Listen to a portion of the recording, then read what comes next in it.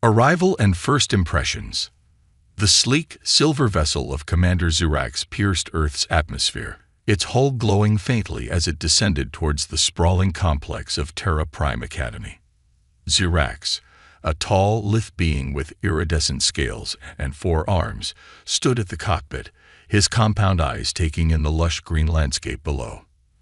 As Supreme Commander of the Galactic Confederation's military forces, he had visited countless worlds, but Earth, classified as a Deathworld due to its extreme conditions, held a particular fascination. The ship touched down on a landing pad surrounded by towering structures of glass and steel. As the hatch opened, Zirax was hit by a wave of humid air, far denser than he was accustomed to. He suppressed a shudder, reminding himself that this was precisely why he had come, to understand how humans not only survived but thrived in such harsh conditions. A delegation approached, led by a stern-faced woman with close-cropped gray hair. She wore a crisp uniform adorned with various insignia that Zirax's translator identified as marks of high rank. "Welcome to Terra Prime Academy, Commander Zirax," she said, her voice clear and authoritative. "I'm Admiral Helena Cortez, commandant of this facility. We're honored to host you." Zirax inclined his head in a gesture of respect. "The honor is mine, Admiral. I look forward to learning about your training methods." As they walked towards the main building, Zirax noticed groups of cadets engaged in various activities. Some were running obstacle courses, others were in heated discussions over holographic displays, and yet others were practicing hand-to-hand combat. The intensity of their focus was palpable. Admiral Cortez led Zirax to a large auditorium where hundreds of cadets stood at attention. As they entered, a hush fell over the room. "Cadets," Cortez announced, her voice echoing through the space, "we have the privilege of hosting Commander Zirax of the Galactic Confederation. He will be observing our training methods over the next few days. I expect you all to demonstrate the excellence that Terra Prime is known for." Zirax stepped forward, his towering form drawing all eyes. "Greetings, future leaders of Earth's defense forces. I come not as a superior, but as a student. Your world has long been a subject of fascination, and I must admit, some trepidation among my people. I am here to understand what makes humans not just survivors, but conquerors of such a challenging world." The cadets remained silent, but Zirax could sense a mix of curiosity and pride emanating from them. He realized that these young humans saw their harsh world not as a disadvantage, but as a forge that had tempered their species into something formidable. As the day progressed, Zirax was given a tour of the Academy's facilities. He marveled at the advanced simulation chambers, capable of recreating any environment or scenario. The weapons training areas were equipped with energy weapons far more sophisticated than he had expected from such a young spacefaring race. But what truly caught his attention was the library. Unlike the databanks he was accustomed to, this was a vast room filled with physical books, an archaic concept to Zirax's people. "Why maintain such outdated information storage?" he asked Admiral Cortez. She smiled, running her hand along a shelf of leather-bound tomes. "These aren't just for storing information, Commander. They're a connection to our past, our history of overcoming challenges. Plus," she added with a wink, "they can't be hacked or remotely deleted." As evening fell, Zirax retired to his quarters, his mind buzzing with observations. The humans' adaptability was evident in every aspect of their training. They seemed to thrive on challenges, actively seeking out difficulties rather than avoiding them. Looking out his window at the bustling campus below, Zirax felt a mix of admiration and unease. He had come expecting to find a species barely clinging to survival on a hostile world. Instead, he had found a race that had turned adversity into strength. As he prepared for sleep, Zirax's communicator chirped. It was a message from his superiors back home. "Observe closely. Determine threat level. Report findings." Zirax switched off the device, his unease growing. He had come seeking knowledge, but he now realized that his visit might have far-reaching consequences for both his people and humanity. As sleep claimed him, one thought lingered. Had he underestimated these Deathworlders? The next day would bring physical challenges that would test not just the human cadets, but Zirax himself. Little did he know, his preconceptions about human capabilities were about to be shattered. Physical and mental challenges. The piercing shriek of a whistle jolted Zirax from his slumber. Outside his window, he saw cadets pouring out of their dormitories, quickly forming neat lines in the pre-dawn darkness. Curiosity piqued, he donned his environment suit and ventured out. Admiral Cortez was already waiting for him, looking fresh despite the early hour. "Good morning, Commander. Care to join us for our daily physical training?" Zirax hesitated. His species prided itself on mental acuity rather than physical prowess. Still, he had come to learn. "I would be honored," he replied, trying to mask his apprehension. They joined a group led by a muscular instructor with a shaved head and a booming voice. "All right, maggots," he shouted. "Today we have a special guest. Let's show Commander Zirax what Earthborn warriors are made of." What followed was 2 hours of grueling exercises that pushed Zirax to his physical limits. They started with a 10-kilometer run through rough terrain. Zirax, used to the lower gravity of his homeworld, struggled to keep up. His breath came in ragged gasps, his legs burning with exertion. Next came strength training. Zirax watched in amazement as cadets lifted weights that would crush most beings he knew. When it was his turn, he managed to lift only a fraction of what the humans could, despite his 4 arms. The final challenge was a complex obstacle course. Cadets swung across mud pits, scaled sheer walls, and crawled under electrified wire.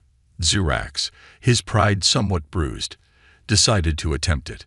He made it halfway before slipping and falling into a mud pit, his normally pristine scales now caked in Earth's soil. As he dragged himself out, he expected ridicule. Instead, a cadet extended a hand, helping him up. "Nice try, sir," the young human said with a grin. "It took me weeks to make it through my first time." Admiral Cortez approached, offering Zirax a towel. "Impressed yet, Commander?" Zirax nodded, still catching his breath. "Your cadet's physical capabilities are remarkable. But surely mental acuity is equally important in modern warfare." Cortez's eyes twinkled. "I'm glad you asked. Follow me."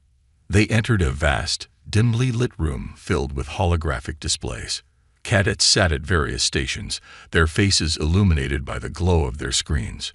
Cortez explained, "This is our Strategic Command Simulation Center. Here, we test our cadets' ability to make split-second decisions under pressure." Zirax was intrigued. This was more in line with his own military training.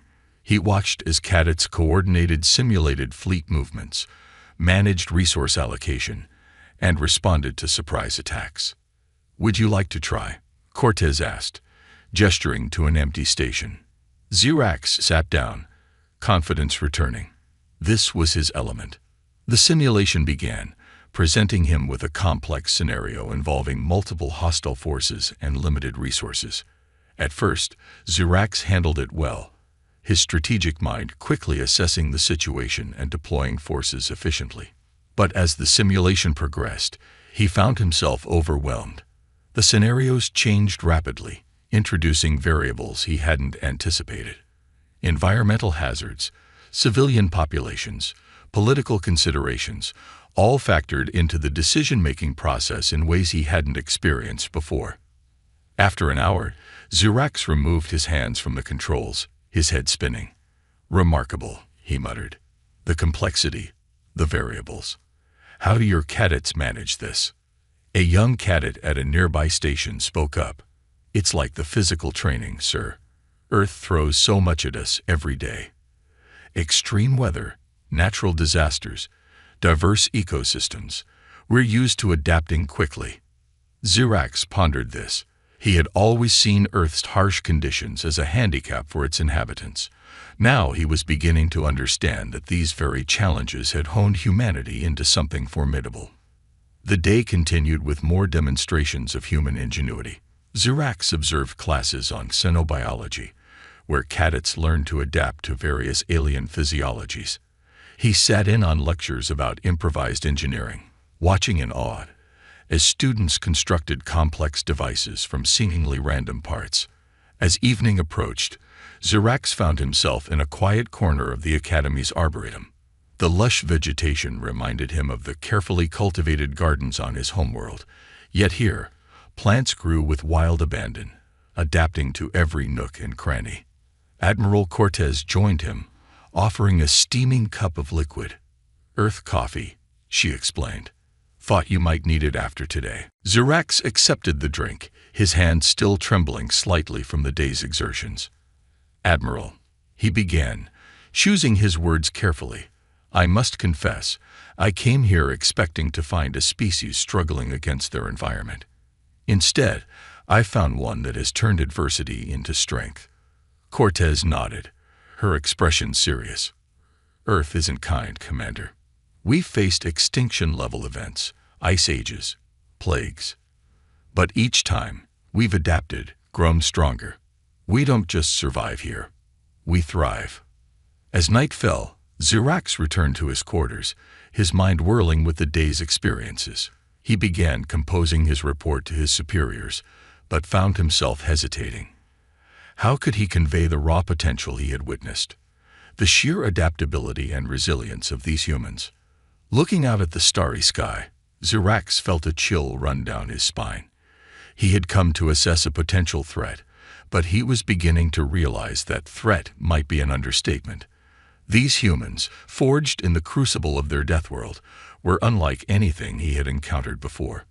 Tomorrow would bring new revelations as Zirax delved into the tactical and strategic thinking that had allowed humans to not just survive, but to stand on the brink of becoming a major galactic power. The true scope of humanity's potential was yet to be revealed, and Zirax found himself both eager and apprehensive about what he would discover. Tactical simulations and strategy. The third day of Zirax's visit dawned with an air of anticipation. Word had spread through the Academy about the alien commander's presence, and cadets whispered excitedly as Zirax made his way to the Tactical Simulation Center. Admiral Cortez greeted him at the entrance. "Today, Commander, you'll witness how we train our future leaders to think on their feet and outmaneuver any opponent." They entered a vast, circular room dominated by a massive holographic display. Cadets stood around it, their faces bathed in the ethereal glow of simulated star systems and fleet movements. A young officer approached, saluting crisply. "Lieutenant Sarah Chen, sir. I'll be running today's simulation." Zirax nodded, intrigued. "What scenario will we be witnessing, Lieutenant?" Chen's eyes gleamed with excitement. "We call it Kobayashi Maru, sir. It's based on an old training exercise, but we've updated it for modern interstellar warfare." The simulation began, and Zirax watched in fascination as the cadets were presented with an impossible situation. A civilian ship stranded in hostile territory, with enemy forces closing in and diplomatic tensions rising. What followed was a masterclass in creative problem-solving. The cadets didn't just accept the parameters of the simulation. They questioned them, looked for loopholes, and fought laterally. One team attempted to hack the enemy's communication systems, another tried to negotiate by offering valuable technology, while a third proposed a daring rescue mission that skirted the edge of intergalactic law. "Impressive," Zirax murmured to Cortez. "But surely in real combat, there are rules, protocols to follow." Cortez's expression was grim. "On Earth, Commander, we learned long ago that survival sometimes means rewriting the rules. We train our officers to think beyond conventional tactics." As the day progressed, Zirax observed more simulations, each more complex than the last. He saw cadets coordinate planetary evacuations in the face of cosmic disasters, manage resource wars on distant colonies, and navigate the treacherous waters of interspecies diplomacy. What struck Zirax most was the humans' ability to adapt their strategies on the fly. When one approach failed, they quickly pivoted to another, never becoming fixated on a single solution. It was a stark contrast to the rigid, hierarchical thinking that dominated his own military. During a break, Zirax found himself in conversation with a group of cadets. Their eagerness to learn about his own tactical doctrines was surprising. "But sir," one cadet asked, her brow furrowed, "doesn't having a single optimized strategy for each scenario make your forces predictable?" Zirax was taken aback. He had never considered it that way. "Perhaps," he admitted, "but it also ensures consistency and reduces the chance of errors." The cadet nodded thoughtfully. "I see. But on Earth, we've learned that the environment can change so quickly that a perfect plan can become useless in seconds. Adaptability is our greatest weapon." As the day wore on, Zirax's unease grew. He had come expecting to find a species playing at war. Instead, he was witnessing the birth of a strategic doctrine unlike anything in the galaxy. The final exercise of the day was a full-scale simulated invasion of Earth. Zirax watched, heart-pounding, as the cadets coordinated a global defense that utilized every aspect of their harsh world against the invaders. They used the planet's strong gravity to set traps, its extreme weather as a weapon, and its diverse biomes to mask their movements. When the simulation ended with Earth's successful defense, the room erupted in cheers. Zirax stood silent, his mind racing. These humans hadn't just adapted to their Deathworld. They had turned the entire planet into a fortress.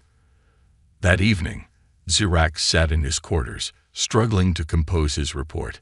How could he convey the implications of what he had seen?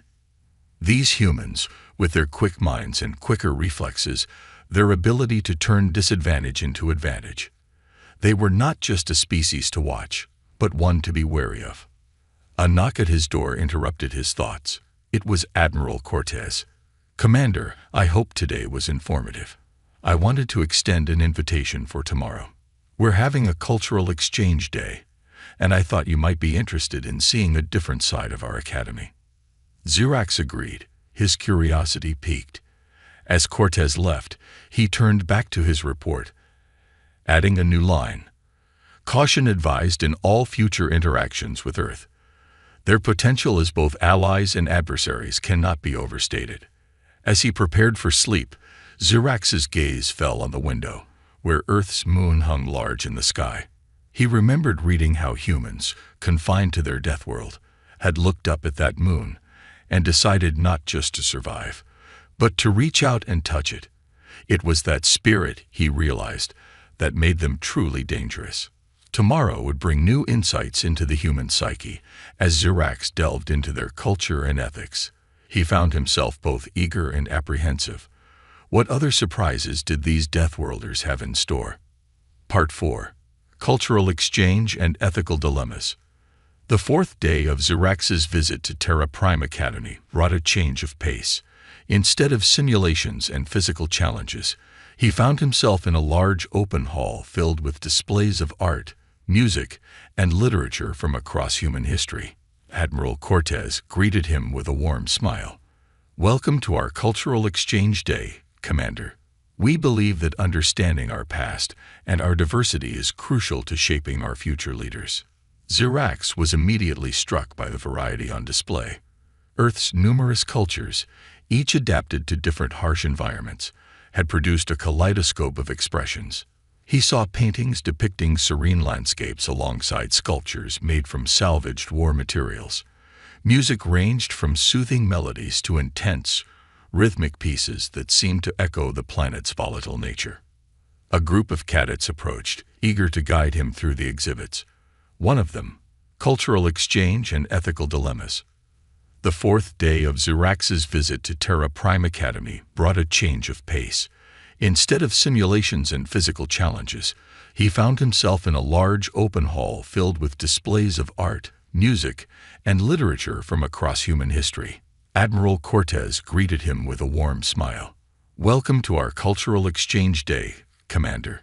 We believe that understanding our past and our diversity is crucial to shaping our future leaders." Zirax was immediately struck by the variety on display. Earth's numerous cultures, each adapted to different harsh environments, had produced a kaleidoscope of expressions. He saw paintings depicting serene landscapes alongside sculptures made from salvaged war materials.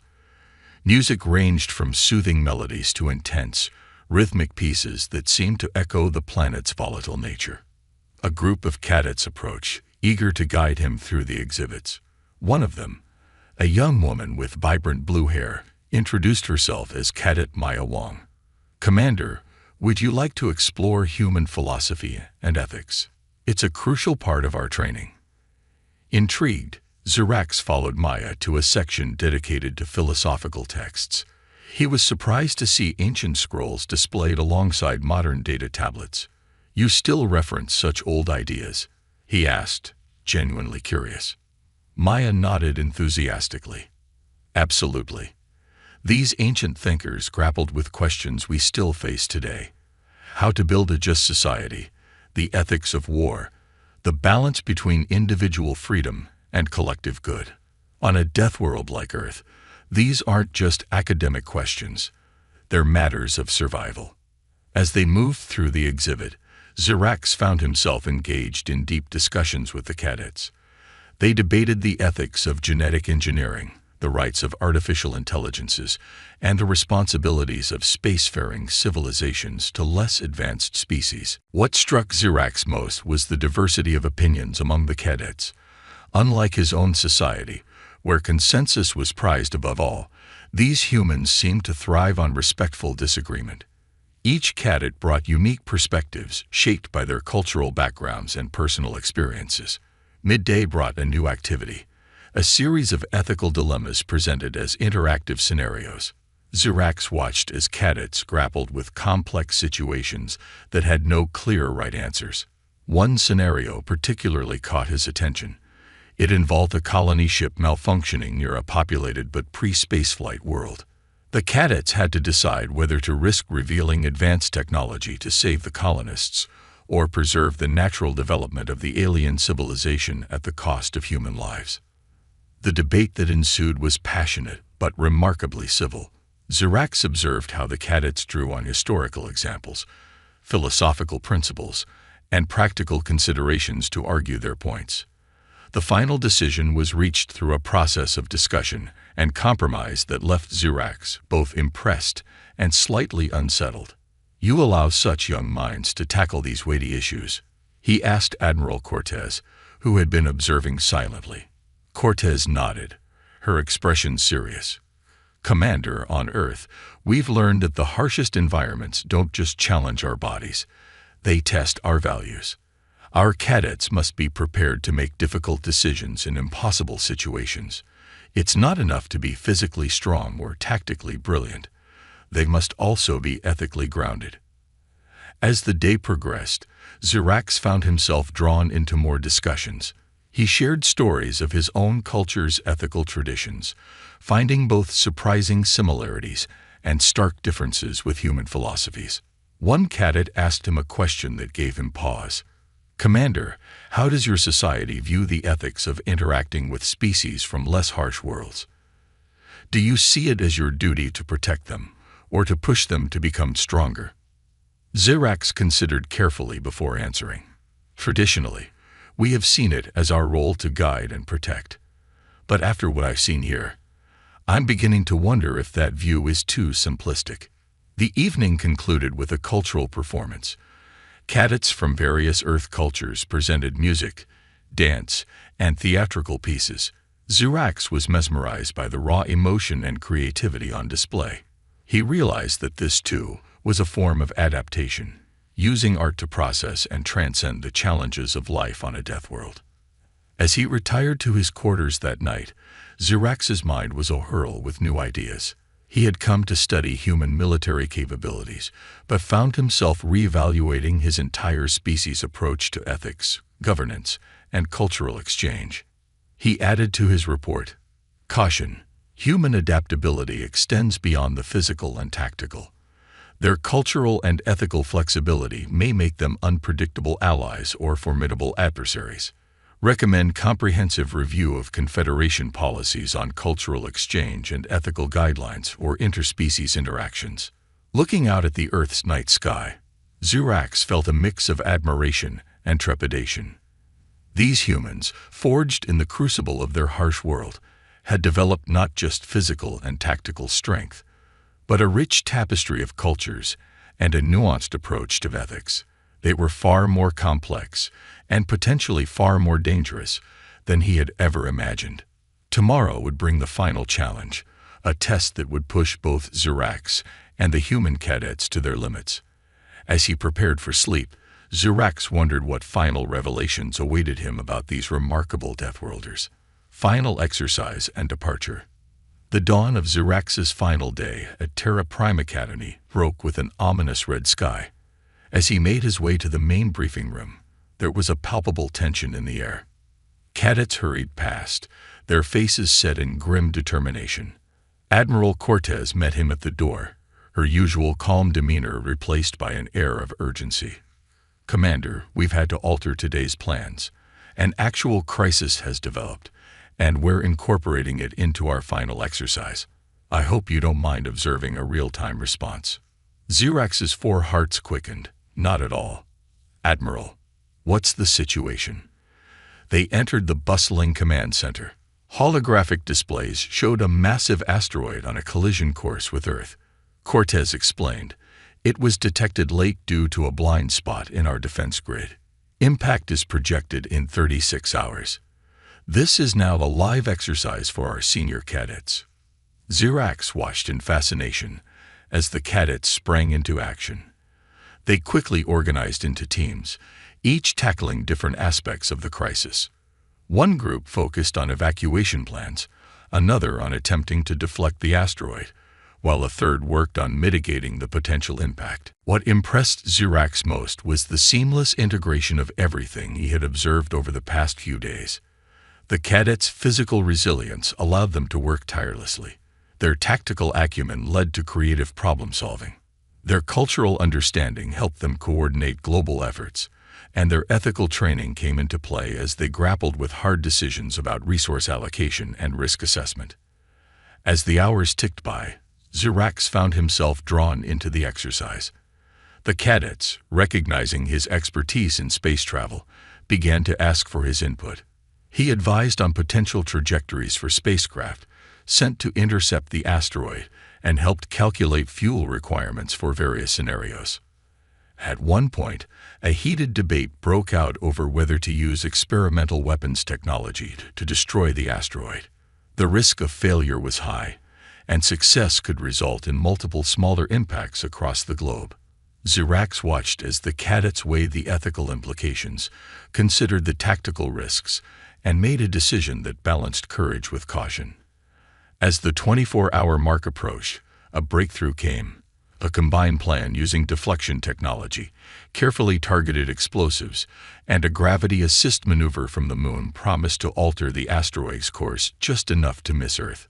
The tension in the room was electric as they watched the plan unfold. Zirax found himself holding his breath alongside the humans as the asteroid's trajectory slowly, agonizingly, began to shift. When final calculations confirmed that Earth was safe, the command center erupted in cheers. Cadets hugged each other, some with tears in their eyes. Zirax felt a surge of emotion he couldn't quite name. Pride, relief, and something akin to awe. Admiral Cortez approached him, her face showing signs of exhaustion, but her eyes bright. "Well, Commander, what do you think of our training methods now?" Zirax took a moment to collect his thoughts. "Admiral, I came here expecting to find a species barely surviving on a hostile world. Instead, I've discovered a race that has turned adversity into their greatest strength. Your adaptability, your creativity in the face of challenges, your ability to unite despite your differences, these are formidable traits indeed." Cortez nodded, her expression serious. "We've had to be formidable, Commander. Earth has never been kind to us. But we've learned that our greatest challenges can become our greatest teachers." As Zirax prepared to depart, he found himself surrounded by a group of cadets. To his surprise, they presented him with a gift, a small, clear cube containing a piece of the asteroid they had just deflected, now harmlessly orbiting Earth. "A reminder," one cadet said, that challenges can become opportunities, and that cooperation can achieve the impossible. Boarding his ship, Zirax felt a complex mix of emotions. He had come to assess a potential threat, and found instead a species that defied easy categorization. As his vessel lifted off, he looked down at the blue-green planet below, teeming with life despite its harsh conditions. In his final report, Zirax wrote, "Recommendation: approach Earth with utmost caution, but also with an open mind. These humans, forged in the crucible of their Deathworld, possess potential beyond our current understanding. They could be our greatest allies or our most formidable adversaries. In either case, underestimating them would be a grave mistake." As Earth receded from view, Zirax clutched the cube containing the asteroid fragment. It served as a tangible reminder of the lessons he had learned, that adversity breeds strength, that diversity fuels adaptability, and that even on the harshest of worlds, life finds a way not just to survive, but to thrive. The stars stretched into lines as his ship entered hyperspace, carrying Zirax home to a confederation that would need to radically reassess its understanding of humanity and the Deathworld they called home.